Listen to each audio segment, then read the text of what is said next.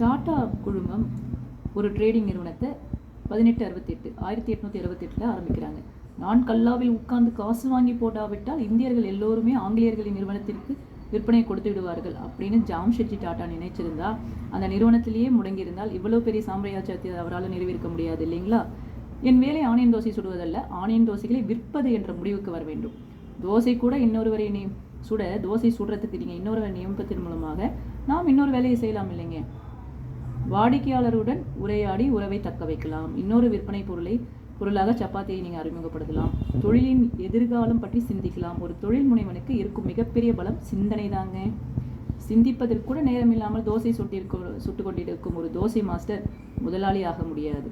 வேலையை துணிந்து வேலையாட்களுடன் பகிர்பவர்களே வாழ்க்கையின் அடுத்த கட்டத்திற்கு நகர்கிறார்கள்.